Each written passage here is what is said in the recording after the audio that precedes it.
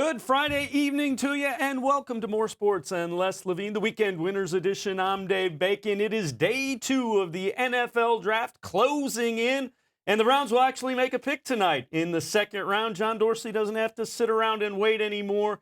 He will be making a pick in the second round for our Cleveland Browns. We're pleased to welcome in cleveland.com Browns beat reporter Dan Labbe. And Dan, what about that? John Dorsey tried to get into the first round. The price too steep. Yeah, he said there were 3 players he wanted in that first round, and the price was too high. He wouldn't tell us who those 3 players are. There's some good guesses out there. I've got to think Jeffrey Simmons was maybe one of those players among maybe some other defensive linemen. But, you say John Dorsey's not going to have to wait. He is going to have to wait a little bit because they're sitting at 49, and I'm not sure that they're going to wait till 49 to make that pick. I think they're going to try and move up a little bit today, even if it's just maybe 4 or 5 spots. I think they're going to try and find somebody to move up with. Well, let's take a look. Let's recap the first round of the NFL Draft. And Kyler Murray, no surprise there. He does, in fact, go number 1. They're going to have to trade Josh Rosen, involved in talks with the Dolphins. That probably will get done today.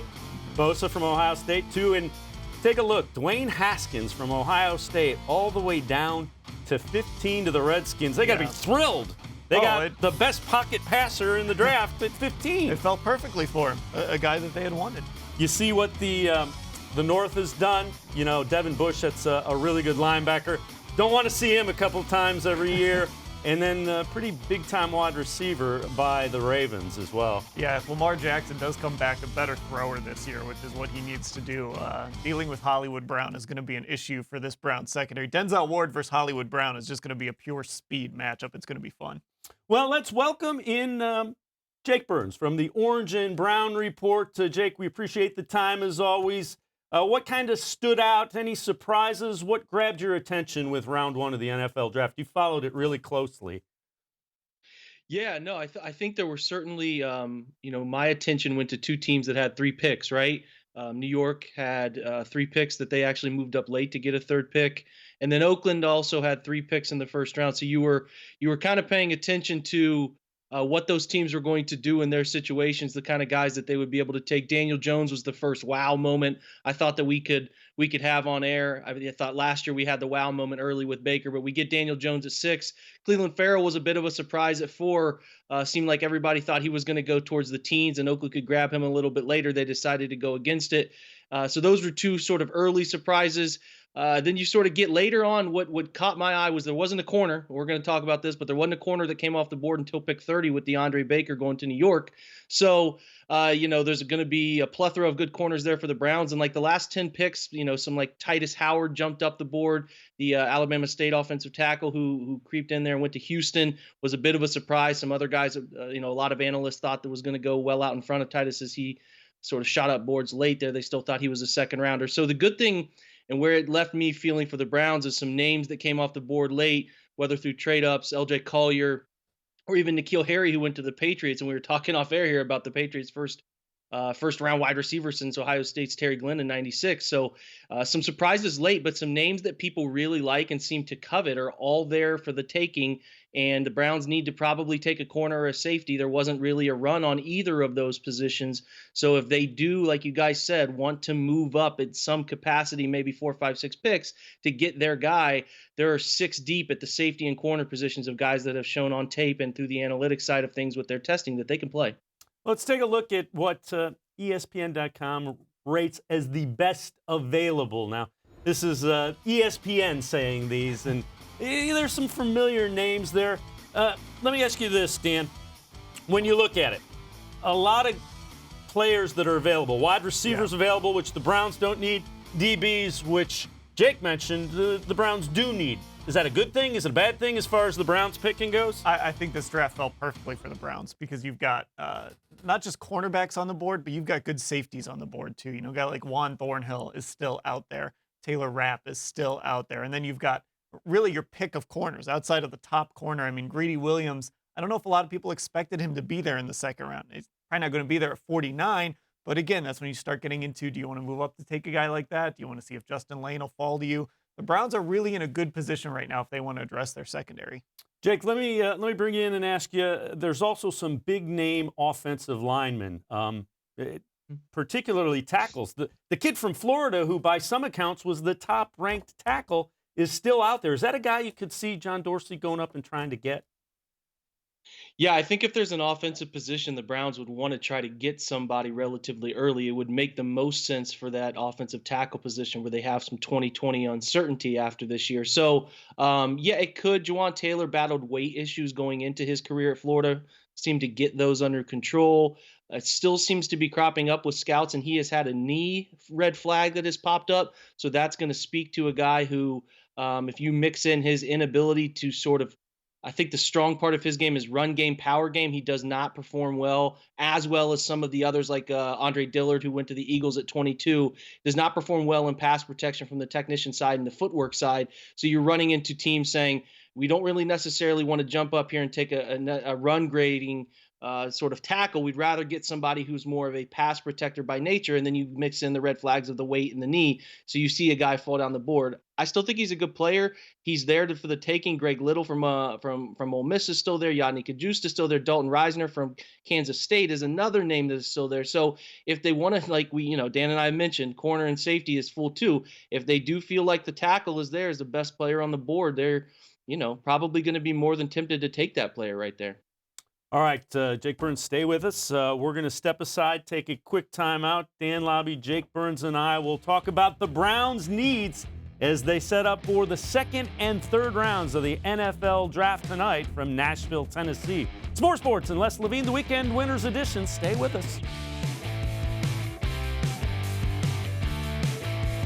When my dad started Nature Stone right here in Northeast Ohio, he created a solution for age-old concrete problems: unevenness, cracking, pitting, and more. Nature Stone solves all of these problems in garages, basements, and outdoor spaces. Nature Stone is beautiful, environmentally friendly, and always affordable. Plus, Nature Stone is backed by Russell's Promise, our true unconditional warranty. Get Nature Stone installed in your home by the end of April and get up to half off. Schedule your free in-home estimate easily online today. It's not just a floor. Wow, it's Nature Stone.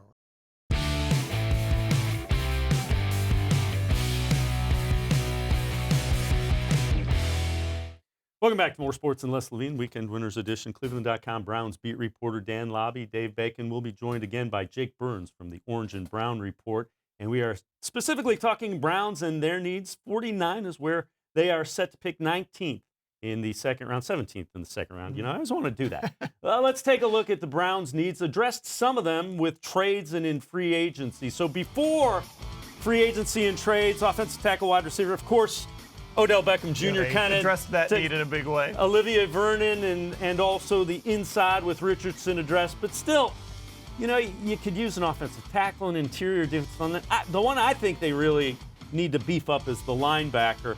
And, of course, the defensive back. As you look at it, Dan Labbe, what do you see happening in rounds 2 and 3 potentially for the Browns? Well, I think you've got to look at positional importance for one thing, and I think a cornerback and even a safety are going to be more valuable than a linebacker, especially if there's a lot of guys on the board there.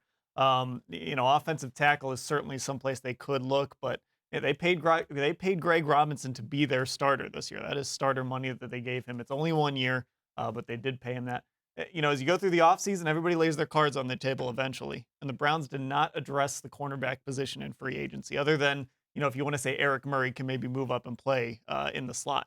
So I still think that's the position that they need to address early in this draft.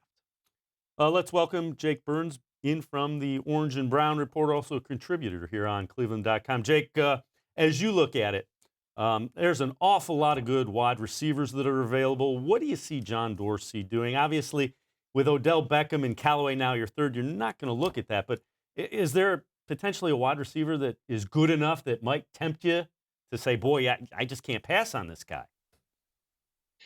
Well, I would be stunned. I would be flat out stunned. And I'm going to be honest. I'm going to see this new Marvel movie tonight. So if I get that alert on my watch, I'll be walking out of the movie for a minute. But I think Dan makes some great points. I think that they're certainly going to be looking corner safety, and those positions are more valuable than backer. In terms of what they're looking for and where it matches up with the value of this whole process. To me, when I look at things and how much depth is left at corner and safety and wanting to attack those positions, I know this is sort of blasphemous these days, but I would not be surprised to see a trade down. If you can move down 10 picks, maybe even 15-ish. I'm getting dangerous there, but you can gather an extra third round pick and come out of this day 2 with 3 picks. That might be an ideal situation if there's somebody there you love. I do know that the cornerback value chart for teams is all over the map, and John Dorsey said the same thing last night. If you look at 30 teams, how they value the corner position, it's all over the board. Ron Wolf his protege is sort of famous for saying you pick your flavor with that thing. You're looking for guys that fit your scheme. Steve Wilkes has a scheme that we are not entirely sure how they're going to draft, and they didn't give us any indication with free agency signings what they're looking for in type of player. So we had a better feel for that under Greg Williams. We don't have that necessarily with what corner is. Could it be Rocky Sin? Could it be Justin Lane? Could it be Julian Love? If Greedy Williams falls or Byron Murphy, do they want to move up? It is all over the board. We don't know what they're looking for. They could move down, like we said, if they're comfortable waiting until round 3 for a corner, somebody that fits that mold. It would make a little bit of sense for them to maybe move down and take a safety like Amani Hooker they love. So it's all over the map in terms of what they could do. Tough to get a really good feel because we're just not used to seeing them in this position. But there are those players that meet those needs, and they can get a 4th-round offensive tackle that James Campen, their new offensive line coach, who has a track record in Green Bay of developing those middle-round tackles, can do something with as that project player that could take over later on. Give him a year to groom that player, teach him the technical side of things, and then sort of move into that role should they decide to move on from Chris Hubbard or Greg Robinson. So they're in that luxury spot with offensive tackle where they feel good about that position in 2019. But as you guys know, with the draft, you're always thinking years out in front. So, you got to keep an eye on what they could do. But linebacker's another spot. Blake Cashman, Minnesota kid, fantastic player. Linebacker gets a little thin around rounds 2 and 3. Mac Wilson from Alabama, but he doesn't have great production, and his testing was very mediocre. So I don't know. It is going to be fascinating to see where they're going to go with these 2 picks. But if they could come out of it with 3 picks, I know it's a dangerous thing, dangerous proposition. Everybody wants to be aggressive, but it would really help the depth. I'll ask you this in a minute, Jake. Let me ask you this, Dan. Is Duke Johnson on the Browns after this draft? You got to believe that that's one of the trade chips that's being bandied about. Yeah, that's one of the questions that kind of keeps coming up through this process. When will they trade Duke Johnson? Will it be in this draft process? And one of the things that we've seen with John Dorsey is, 1, he likes to trade, and 2, he really seems to be on the forefront of this new trend of trading players for players, and also using current players to acquire draft assets, things like that. And that's something that you're seeing from younger GMs, more analytically driven GMs, and John Dorsey is certainly on the forefront of that. So I wouldn't be surprised if they traded Duke Johnson. I tend to think it's going to come later on. I don't know if it's going to happen this weekend. I've been saying that I think he will be on the team come Sunday, but nothing would shock me in that regard with John Dorsey. Jake, let me ask you this. If you trade Duke Johnson for a player, are you getting more value than if you trade him for a draft pick? Because we've already seen Juwan Howard equals a 6th-round pick. I got to believe you get more of an established player and something of value that's greater than a 6th-round pick for Duke Johnson. Is that fair to say, or am I being kind of goofy with that? No, I think that's fair. Here's what's tough, Dave, and like Dan, I'm going to echo a lot of what Dan said. The value of a running back is all over the map, and it is really hard to trade that player in the middle of a draft that is full with late-round targets who don't come in on a top 15 running back contract. You see a guy in the draft that you really like, Darrell Henderson from Memphis or Devine Ezigbo from Nebraska. Just I'm throwing out some late names. And you're thinking to yourself, would I rather pay this guy the rookie pay scale for a 4th or 5th round pick, or would I rather trade that 5th round pick to a guy like to Cleveland for someone like Duke Johnson, who's coming in making an abundance more money, and we're not sure if he can do the every down carry situation stuff that we would maybe like him to do. So it's all fit. I just don't see John Dorsey getting the right amount of value for him right now. We're talking about Josh Rosen. His value probably won't get any better than it is right now. It's hard to see that, especially if they're sitting him. So in this situation, as you get teams out of the draft, you get them past the undrafted free agency market where some running backs like Philip Lindsay came into Denver last year and had a heck of a rookie season. You get teams nervous about their running back situation come camp. You get teams nervous about their running back situation middle of the year by week 8 when Kareem Hunt comes back, and you might get a GM who hits the panic button and says, we'll give you a 4th or 5th round pick in 2020. To me, that has to be the ceiling of this situation. The floor is you're cutting him, and I don't want to see that happen. I don't predict that could happen, but it is certainly in play when you look at what the cap situation looks like, and if a guy is going to be a locker room cancer, if Duke wants to kind of throw a fit about his role within the offense, you can't have that around. So again, all over the map with what could happen, but I think that they're looking at this, they're trying to say what various points of the NFL calendar could we have the most value for this guy given a unfortunate situation happens. Like last year, Jacksonville pulls the trigger on a 5th round pick for Carlos Hyde. And that's the kind of situation I would imagine the Browns are trying to run into, because I don't think they're getting that offer right now. Let me ask you this, Dan. Backup quarterback. Do you think the Browns take one?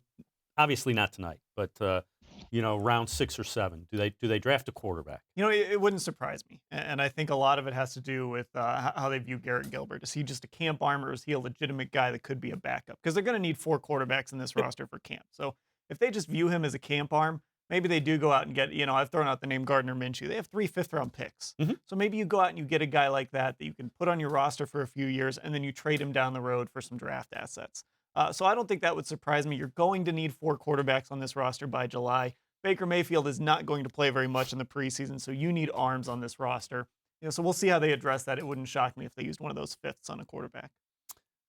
Dan Labbe, we will check back in with Jake Burns from the Orange and Brown Report. So we're going to step aside, take a quick timeout. When we come back, we'll talk about some local guys who expect to hear their name called tonight. There's 4 of them. 4 guys from Northeast Ohio expect to be drafted in rounds 2 and 3. We will talk about them coming up on More Sports and Les Levine, the Weekend Winners Edition. Be sure to stay with us. Hello, I'm Chad Miles, host of Kentucky Afield, the longest-running outdoor show in the nation. I've had the privilege of watching Kentucky's elk herd grow to the largest east of the Mississippi, attaining Boone and Crockett status, and I've shared in some amazing elk hunts along the way. This year, nearly 600 tags are available to the public, and you can take your pick of tags to put in for and possibly go on the hunt of a lifetime. Simply apply by April 30th for your chance to hunt elk right here in Kentucky.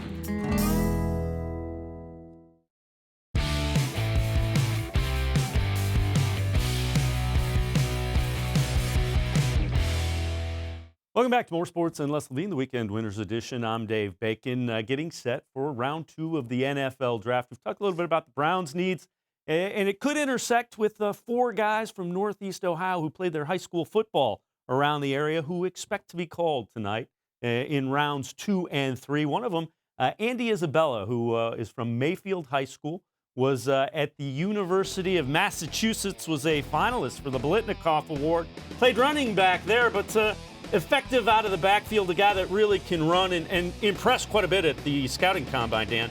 Yeah, speed and testing. Those are things that John Dorsey has really shown a penchant for, especially when it comes to late-round receivers or mid-round receivers.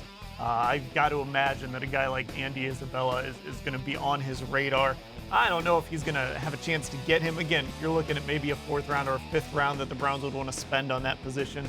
So I don't know if he's going to have a chance to get him, but he does check a lot of John Dorsey boxes. Well, let's check in with Jake Burns. Jake, we've talked about Andy Isabella and a lot of these guys as well. What do you see with Andy Isabella and some fits that might be occurring as far as the NFL goes for Isabella?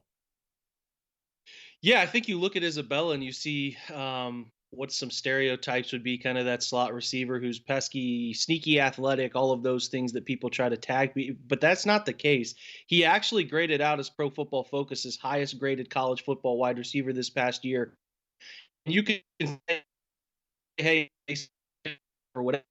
You go turn on the film against Georgia and DeAndre Baker, who was taken in the 1st round, that guy lit him up for over 200 yards. He is a complete player as far as the athleticism side of things goes. You'll see him slide a little bit because there are some concerns about how he catches the football fundamentally. He sort of tends to trap it instead of being a more natural hands catcher. He does some things in routes that make you hesitate a little bit, a little clunky with the footwork, despite the fantastic speed. That's why he's probably not, if you just look at testing, somebody that goes like early 2nd round. But He's a phenomenal athlete, and you can't teach those things.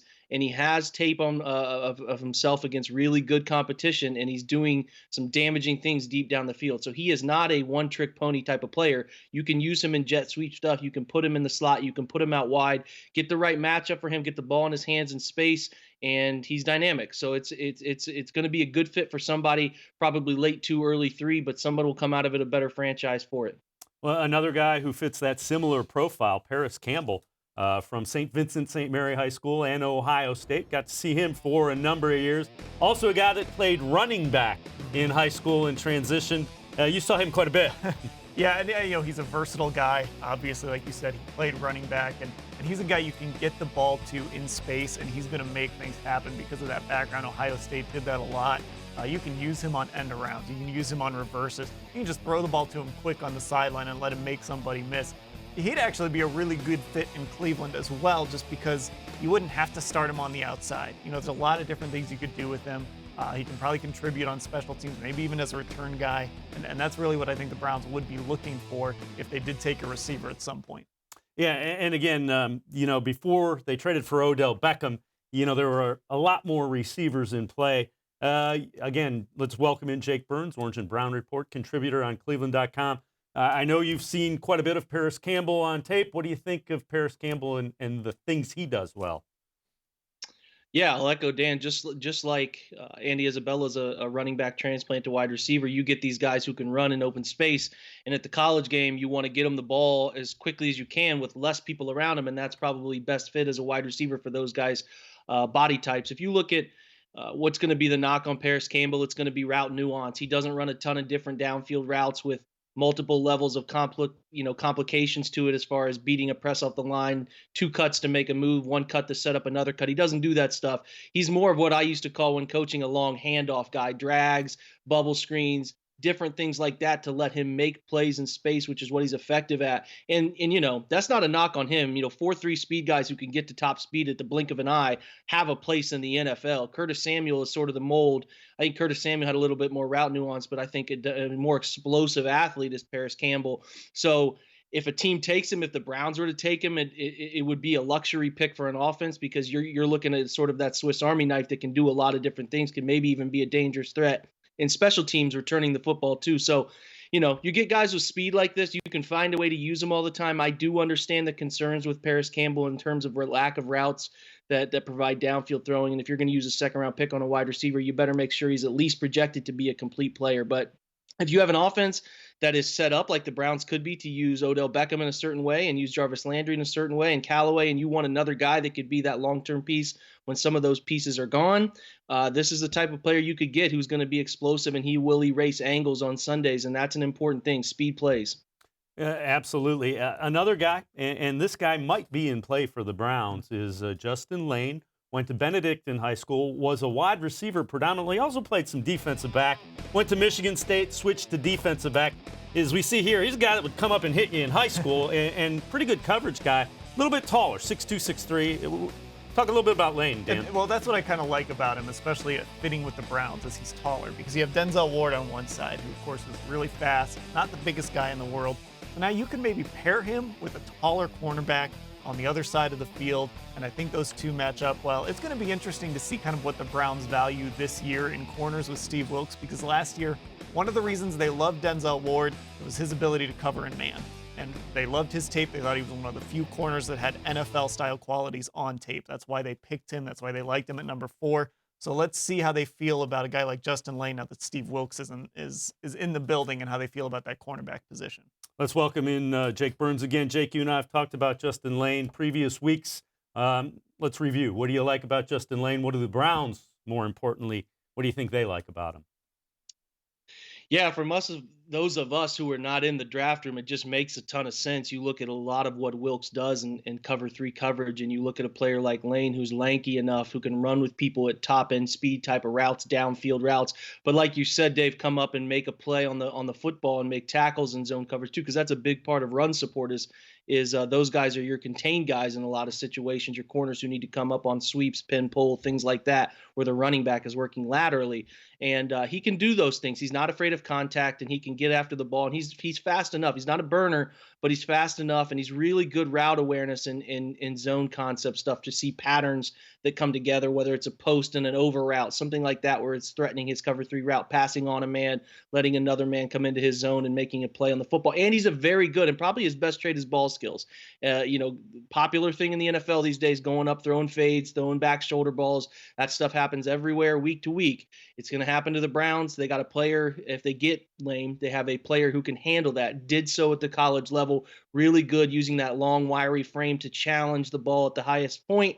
He can do those things. He has some quirks he has to get better at. Man-to-man coverage stuff, if he's in press, sort of how he plants and cuts are a little awkward. You can see that he is still transitioning to a full-time corner, getting the feel for what that all means. He's going to need some refinement there, and this is to say you're playing against the best athletes all the time. These guys, just one little thing here or there that can cost you on any given snap, and he runs into those issues sometimes from what we call a technician standpoint. But he has all the athletic traits, can get it done, is in our mind, people who study the Browns and look at what they might want, an ideal fit, and the sort of value for Lane is sort of an ideal fit. There's some teams in front of them. The Packers might want to look at a corner. Detroit might want to look at a corner. So there's some teams that could threaten there if they really like Lane too. So if it gets to that point, he's there at 49. I would be rather surprised if they don't take him. Yeah, another team that is reportedly interested in drafting him is the L.A. Raiders as well. So the Oakland Raiders with John Gruden and Mike Mayock also interested in Lane. Another guy that expects to hear his name called tonight, Draymond Jones from St. Ignatius. We saw him quite a bit as well at Ohio State, and this is a guy that he can be a handful inside. Yeah, and I love that he wears a number in the 80s too, playing on the defensive line. But it'll be really interesting if, say he is sitting there at number 49. He is the guy that the Browns got to bring in, all of these guys the Browns got to bring in on their local pro days, and they got a good up-close look at him. And I do wonder, even though we've talked about cornerback being maybe the biggest area of need right now, John Dorsey believes that you can't have enough pass rushers, you can't have enough guys on that line that can disrupt. And I think Draymond Jones would really interest him if he fell into the 40s and even fell all the way to 49. Well, early in the process, he was kind of thought to be a mid-first-round pick. So it'll be interesting to see. Jake, what do you see when you look at Draymond Jones, the defensive tackle? What do you like about Jones? What do you see with him? Yeah, gap penetrator, a guy who uses quickness over power to get where he needs to go, productive in a pass defense game. I think that's where he's best fit. A little too easy to move in the run game. So what happens is you get these early mock drafts during the season, the players producing whatever, and you see names like Draymond, who's a good football player and from all accounts a fantastic human being, that certainly people think this guy could go, from an Ohio State and produces players, could go late, mid-first round. Then the testing happens and the film breakdown happens, and you start to see some holes in the game that have cropped up. And you look at his production against other people that have played that position at the NFL level, these analytic stuff that has come out about market shares and things like that. That's a lot of what the analytic folk use. And you see some holes, and I think there are some holes there. I am not sure he's a 3-down defensive tackle, because I don't know that his undersized frame can handle that at the NFL level and consistently play the run effectively enough. But he is an effective, I try to talk about what guys can do rather than what they can't do, because that's what's most important, and that's what they look at when they scout. He can get after the quarterback, and John Dorsey has no doubt said, I would like 4 guys that can get after the quarterback anytime. It's kind of a play the run on the way to get it to the quarterback sort of thing. If you notice run, play it. Otherwise, pin your ears back, get to the quarterback all the time. He can fit that mold. In my opinion, he is not going to be a target at 49, but I do think they view him around 80, because I think that is sort of where he could get to. Crazy as it sort of sounds for those of us in Ohio, he could get toward that 80 mark. And if he does in the 70s, I would not be surprised to see him move up to go get him if they love him. They've had him in. They've talked to him a lot. They've met with him a lot, and he said that. So it would make some sense for the Browns if they want to with that second sort of pick. If they really love him, they've fallen in love with that person, going and getting him a little bit and maybe use one of those extra 5th-round picks to jump up 10 spots to grab him there. All right, Jake Burns from the Orange and Brown Report. We will check back in just a minute. We'll get what we're thinking the Browns may do in the second round. But right now, it's time for your weekly dose of Maction. Heather Klatt has this week's Mac Tracks.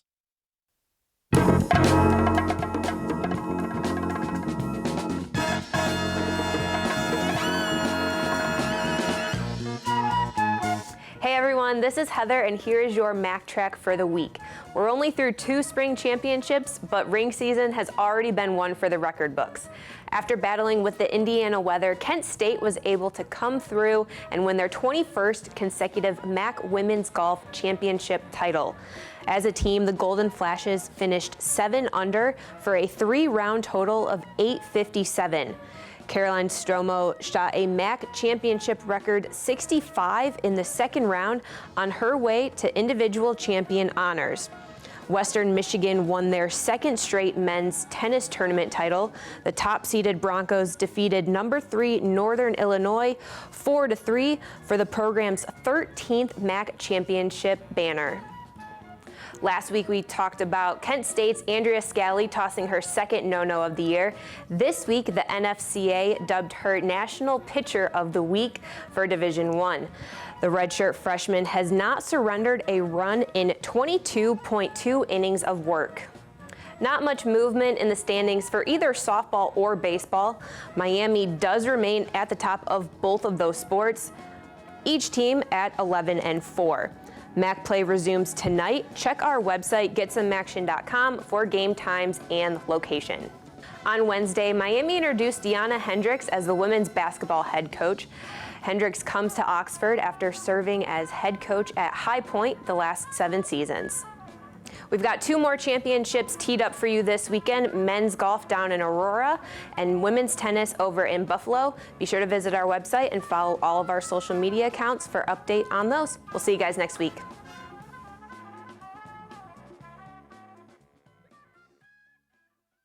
All right, Heather Klatt with this week's Mac Tracks. We're going to step aside, take a quick time out. Round 2 of the NFL Draft just moments away. We will give you who we think the Browns will get in round 2. You're watching More Sports and Les Levine, the Weekend Winners Edition.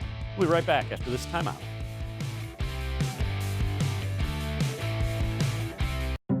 It takes attention to detail. With your local Bryant dealer, you're getting more than just a technician.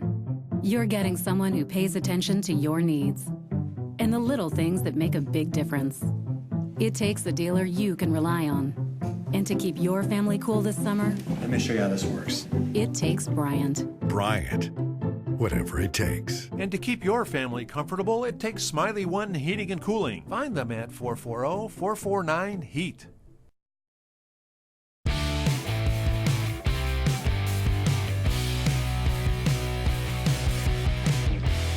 Round 2 of the NFL Draft, just a few minutes away. Let's check back in with Jake Burns from the Orange and Brown Report. Jake, who do the Browns take in round 2?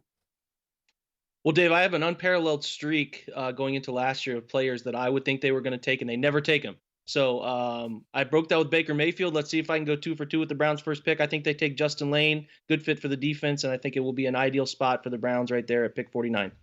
Jake Burns from the Orange and Brown Report. Always appreciate the time and the insight. Dan Labbe, let's check in with you. Who do the Browns take in the second round? Same position, different name. I'm going to go with Rock Ya-Sin out of Temple. Had a really good Senior Bowl. Has sort of been in that area. If you look at a lot of mock drafts and projections as to where he could go, I think he's going to be a guy the Browns like. I think they're going to go same position. I think they may try to trade up and get Greedy Williams from LSU. That's a guy that was, again, really highly rated, and they went on a little bit of a run, and also, I think they have to address cornerback without question. I think it's got to be a bigger guy that they can pair with Denzel Ward. Yeah, pretty clear in the guys we predicted that we certainly think cornerback is the biggest position of need right now. Well, Dan Labbe, we appreciate you coming in. Again, Dan Labbe, the Browns beat reporter. Follow him throughout the weekend. Anything you want to know that's going on with the Browns, you can find on cleveland.com as Dan Labbe, Doug Lesmerises, Mary Kay Cabot, the whole crew will also, Jake Burns as well, will also have all the updated coverage on what the Browns are doing and where they're going. Rounds 2 and 3 tonight, and then the rest of the draft finishes up tomorrow with rounds 4 through 7. Again, we want to thank Jake Burns from the Orange and Brown Report and contributor on cleveland.com. And Dan Labbe, I'm Dave Bacon. We'll see you again next week, right here on More Sports and Les Levine, the Weekend Winners Edition.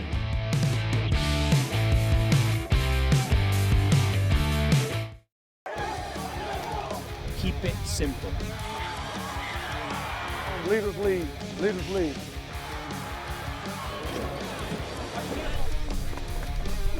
Let's go! Stop whining! Again, go again, yes!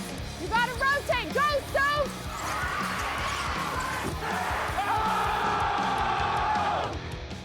The High School Sports Insider is brought to you by Cuyahoga Community College, where futures begin. By the Ohio Lottery Partners in Education, where stars shine. By Spectrum News 1, always Ohio, always refreshing, always on, exclusively on Spectrum. By Dominion East Ohio, Dominion, it all starts here. And by Classic Teleproductions. May is upon us. That means the spring sports are in full swing, and the tournaments will be beginning soon for those spring sports. A great time to join us for this edition of the High School Sports Insider. Along with Bill Castrovince, I'm Dave Bacon. On today's show, we're going to spend some time in the circle with some champions and another pitcher that's on the rise. Plus, we got a busy shining star, a new star in the pole vault, and an insider classic who shines in the decathlon. We begin tonight on the diamond. The Jackson Polar Bears have become one of the top baseball programs in the state. Jackson won the state championship in 2014 and again in 2017. A couple of Jackson seniors were part of that 2017 team and have assumed leadership roles on this year's team. Jackson has all the pieces to be a champion again, but nobody knows better than the Polar Bears that they have to go out and earn it on the field. The Jackson Polar Bears, our team of the week.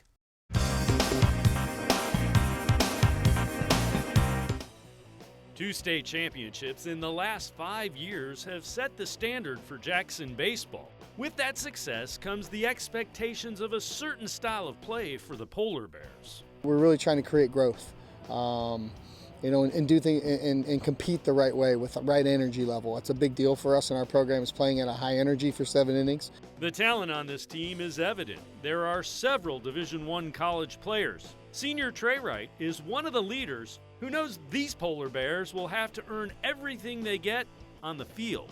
Our weakness is probably just, hanging in there and realizing, we got to bring it every day. We can't just throw the hat out there and we're going to get it. Like we saw today against Ignatius. You got to show up and bring it for today was 9 innings, and we only brought it for 7, let's say. That 9-inning loss to St. Ignatius, an early season stumble, added a little motivation for the Polar Bears. Jackson has one of the top pitchers in the state in Yanni Scariotis. A big strength is our fielding and just the defense behind all the pitchers. It's, you see it in practice every day, and we are really, really clean. We had one bad inning a couple games ago against Hoban, but, we would pull it out, and we were clean the rest of the game. The veterans who have been a part of the state championship run know how difficult it is. The Polar Bear players have embraced what it means to be part of an elite program. It is awesome, and it definitely means a lot to me. And you see people, when you wear the hat around, people will kind of watch you and take an extra glance because they realize what that represents, and they realize it's a pretty big deal. And to have it be not just a one-time thing, be a tradition is just, it makes it that much better. Pressure situations, it's what you dream of. I've always dreamed of 3-2 pitch, bottom of the 9th, World Series, Game 7. This is what it is. This is the high school version of it every single day. I think tradition has carried that, and a lot of these guys have played a couple years too. Yanni's pitched, for 3 years. Trey's played up top for 4 years. They understand the expectation, and I think a lot of the underclassmen have carried that expectation. They know how to train, and I think it's the difference. They know how to train. We do have a lot of multi-sport guys, but when they do train for baseball, they know how to do it. Our next story is about taking a different path. Emily Connor spent most of her life dedicated to one sport, but 1 year ago, she made a quick change to another. And now, the senior from Magnificat is on a better path, giving Connor a chance to go further and higher. Here's Emily Connor, this week's Cuyahoga Community College student athlete with a future. Cuyahoga Community College, where futures begin.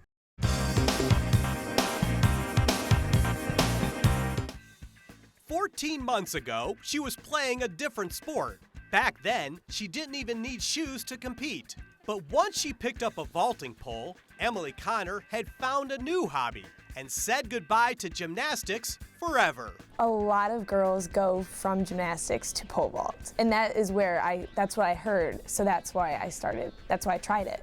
Connor was 7 when she started gymnastics. When she got to Magnificat, Emily qualified for the state tournament 3 times, with 4 trips to the podium, which was a blast. With the team, you have all these parents and the team just supporting you and cheering you on, and even parents that daughters aren't even competing, they'll come down to states, and just the energy in there is so rewarding, being able to place and do well. But after spending 20 hours in the gym every week for 12 years, Emily was burned out. So, in March of last year, Connor became a pole vaulter. When I saw her run down the runway especially, you could just kind of see it in her face. Really ambitious, really wanted to jump high and get better. And after every jump, you just kind of saw it. She would get off the pads and immediately say, what could I do better? Since then, Connor has broken the school record 3 times. She also started emailing college coaches and recently landed a scholarship to Virginia Tech, where Bob Phillips is the head coach. He's had a history of, getting gymnasts before. So he's been coaching for 33 years now, so he knows what he's doing. Emily has proven to be a quick learner in the classroom too, with a 3.6 GPA. It's definitely been nice to watch as she's grown, over the 4 years at Magnificat and see the kind of student that she's transformed into. And with her drive and determination, there's no telling how far and high Emily Connor will go. Yeah, I'm doing, 11.6, but that's not good enough. I need to keep going higher, and it's just that just keeps me going.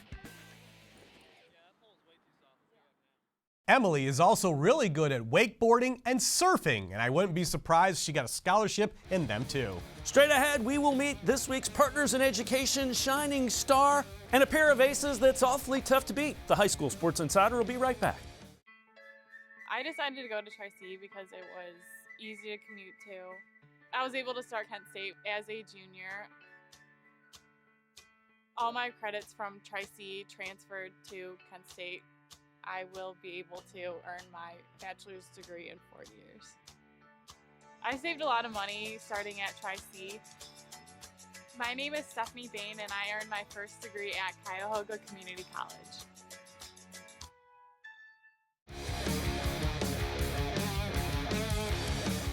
The High School Sports Insider rolls along. Thanks for riding shotgun with us. Champion High School near Warren won its 2nd consecutive state championship in softball a season ago. The Golden Flashes were a perfect 31-0 on the year, and they featured good hitting and great pitching. Bad news for the rest of Ohio. Champion returned both of their starting pitchers from last year's championship team, and they're only juniors.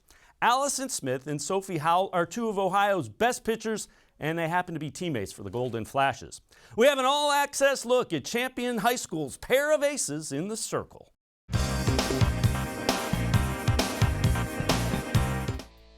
Softball is a sport dominated by pitching, and the Champion Golden Flashes have 2 dominating pitchers that have to both be considered aces. Both Sophie Howell and Allison Smith are Division I college recruits, and both are only juniors. My curveball has been kind of off, but right now it's been more rise ball. I've been more working on speed of all those pitches, trying to increase the speed, and then my off speed. I just recently, with my travel ball coach, she taught me a new off speed pitch, so I've been trying to work on that, experimenting with it in games. Probably just hitting my spots and moving the ball around everywhere in the zone, trying to keep the hitters on their feet, not knowing. Howell and Smith are very different pitchers, but equally effective. Last year as sophomores, both were undefeated. Smith won 16, Howell won 15. They alternated games. Both had ERAs of just over .55. Both had over 160 strikeouts and just over 90 innings pitched, and they led the Golden Flashes to their 2nd straight Division III state championship and an undefeated season. This year, a rare tough outing early in the year for Howell resulted in a loss. She has an 8-1 record with an ERA right around 2. Smith has been nearly unhittable with a .21 ERA and an average against of under 100. The dynamic duo are each other's biggest fans. It's really nice, especially because we both just can have so much confidence in each other, and it's just so nice that no matter what, we know that we'll have each other's backs, and I don't know, she's just amazing. It's really good. Things are going pretty good. I mean, I only have to throw half the games because we have another dominant pitcher too, so it's not like I ever have to worry or be concerned. It's kind of nice today. I just got to warm up and throw lightly because, you know, I knew Sophie had that game, and I knew she's going to keep it safe, and I throw when I need to. Howell will continue her education and career at Youngstown State in a couple of years. Smith will head down I-71 to pitch for Ohio State. The real winner from Champions 1-2 punch in the circle is the team. To have two D1 pitchers the same grade and be able to do the things that they do. The team's blessed, the township's blessed to have players like them. We're just glad to have them. Smith and Howell are not only weapons as pitchers, they are both top-of-the-order hitters in Champions' high-powered offense.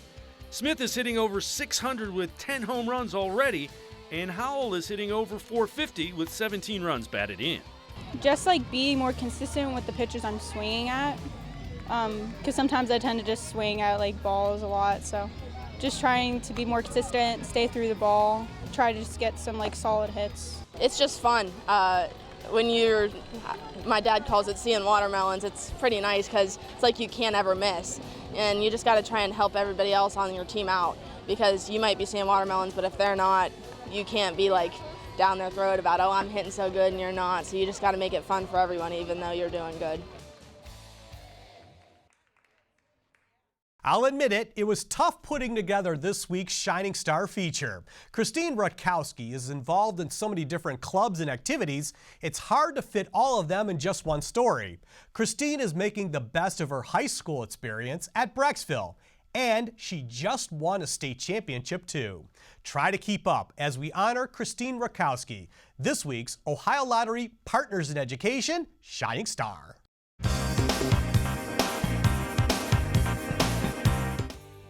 She is just as busy as her laptop cover. Christine Rutkowski is a member of a lot of clubs, and she doesn't have an off button.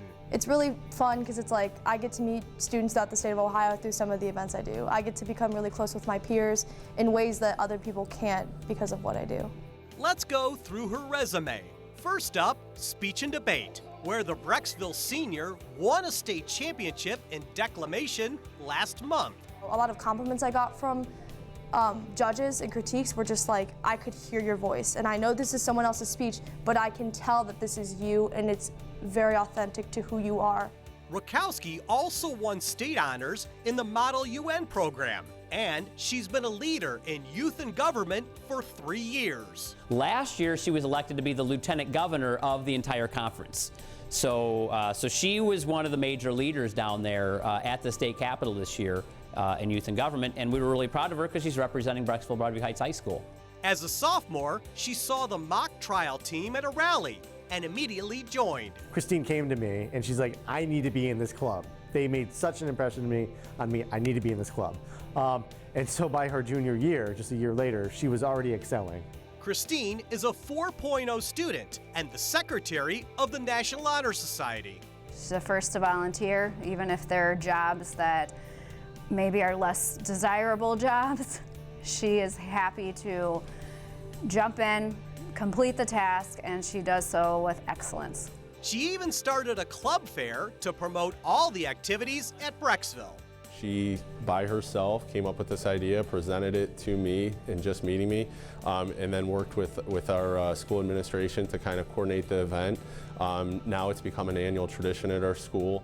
Christine is also the homecoming queen, an anchor on BTV, and so much more, but we're out of time. I'm doing these things for this experience so I can have a good time and a brighter future. If you know a student who shines in the classroom like Christine, go to OhioLottery.com and look for the About section.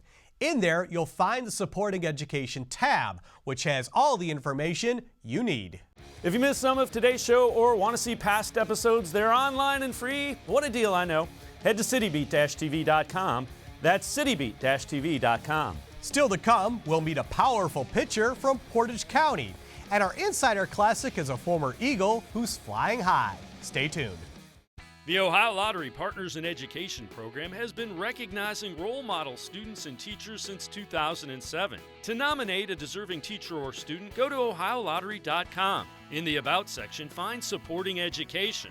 There, you can nominate students in kindergarten through 12th grade as academic all-stars. Teachers can be honored as the Teacher of the Month. Every school that participates is eligible for the School of the Year. The Ohio Lottery Partners in Education, where stars shine.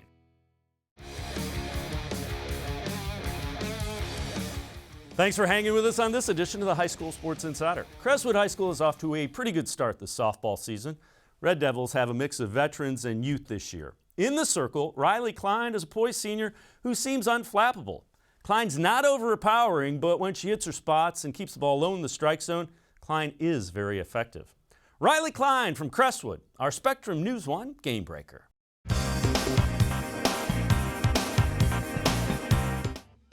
She's not an overpowering pitcher with a live fastball, but Crestwood senior Riley Kline has learned she can be very effective in the circle.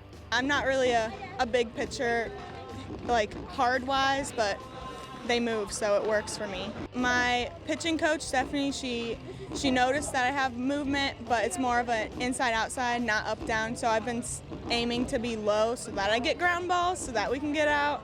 Kline has the demeanor and the mindset of a pitcher with plenty of experience.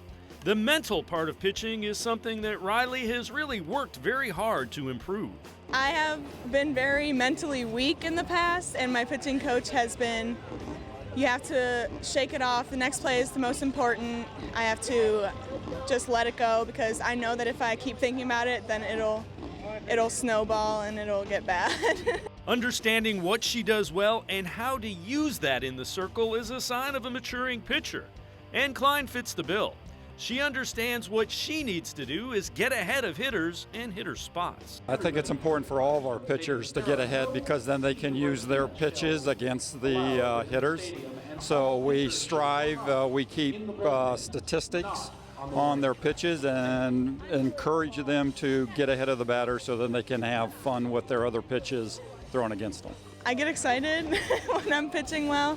I usually look behind the plate at my dad and I'll right back at him. So I don't know, it's a good confidence booster when I'm pitching well. Riley Kline is beginning to understand that she won't be able to overpower hitters, but she can utilize what she does well to be very effective. And she's even having a little fun with it. Coaches see me and they're like, oh, she's slow. JV, oh, she's slow, second string. But I have been told that I have a lot of movement on my balls. I hit my spots and I know my defense will back me up. I get a lot of grounders because I pitch very low. A tribute to the defense that's behind her, that she knows that if a ball is put into play that the defense is going to come through. And I think the big thing is how that game finished. You know, nice line drive to the second baseman, and the shortstop was at second, for the force out. So that gives a pitcher a lot of confidence when they know they have that kind of a defense behind them. It's time to dig into the archives for this week's Insider Classic. And we've got an athlete that's tough as steel. Steele Wasik was a star in track and field at St. Ed's. Now he's running the decathlon in college. Wasik won a conference title at UCLA, then won 3 more at Texas, where he's finishing out his degree. He's also picking out a college for his master's, and he's got a 6 year of eligibility because of injuries. Oh, and he's also been on Team USA 4 times. Here's Steele Wasik, this week's Insider Classic.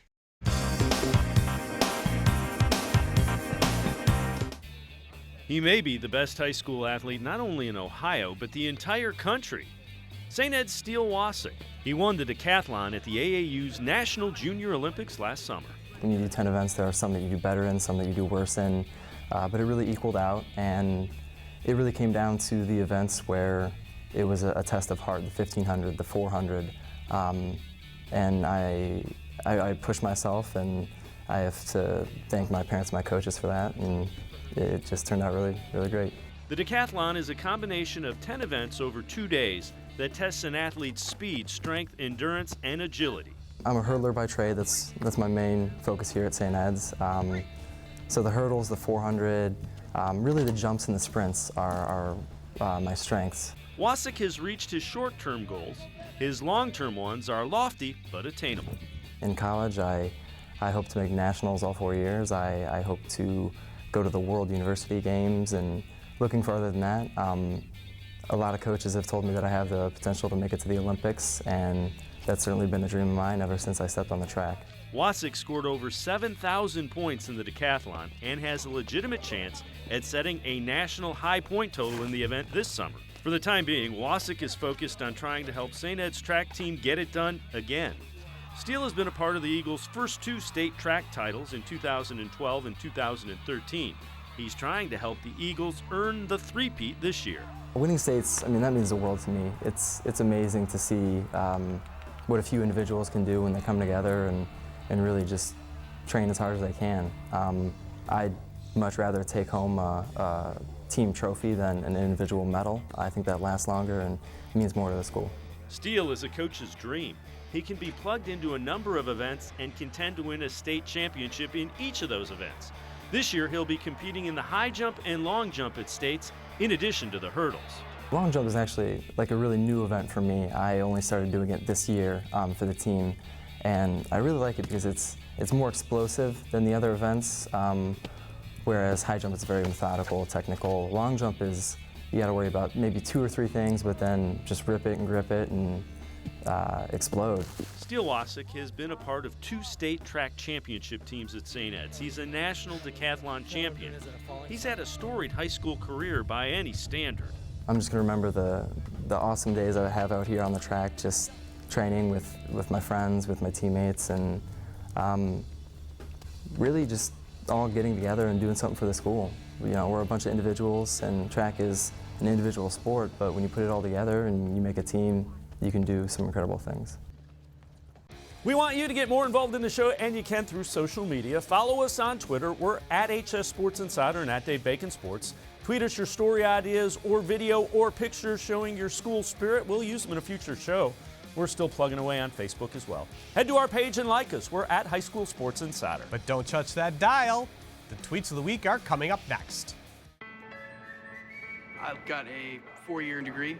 I wasn't really able to find a job despite putting out over 100 applications, so I decided to go back to school.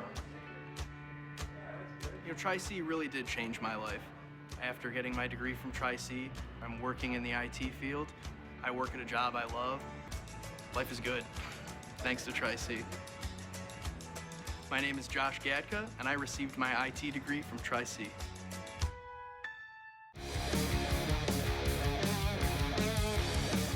Welcome back inside this edition of the High School Sports Insider. We've come to that point in the show where we're going to ask you for your help.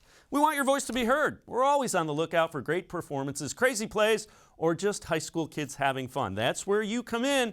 When you see something like that happen, you have to let us know about it. A few rules: you have to use 280 characters or less. Pictures or video are even better. It's time for the tweets of the week.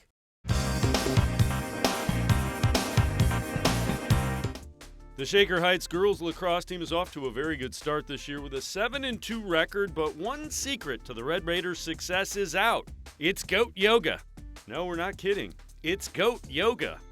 Kenston softball team spent some time in the community during service during the Easter holiday, and they definitely caught the Easter spirit. And at Mason High School, this is the AP Physics Cardboard Regatta. The goal: paddle your boat from one end of the auditorium and back, and avoid the other boats along the way. But boats are armed with buckets and water guns trying to sink opposing ships. Sounds like fun. Keep those tweets coming. We want your story ideas or pictures or video showing your school spirit. Tweet those to us. We're at HS Sports Insider or at Dave Bacon Sports. Use hashtag HSSI Ohio. Again, that's at HS Sports Insider or at Dave Bacon Sports. Use hashtag HSSI Ohio.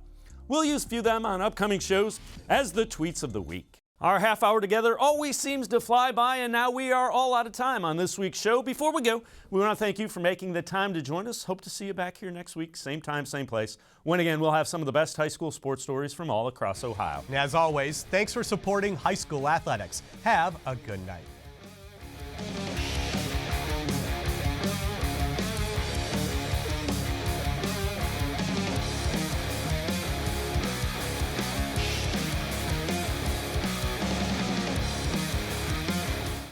The Ohio Lottery Partners in Education program has been recognizing role model students and teachers since 2007. To nominate a deserving teacher or student, go to ohiolottery.com. In the About section, find Supporting Education. There, you can nominate students in kindergarten through 12th grade as academic all-stars. Teachers can be honored as the Teacher of the Month. Every school that participates is eligible for the School of the Year. The Ohio Lottery Partners in Education, where stars shine.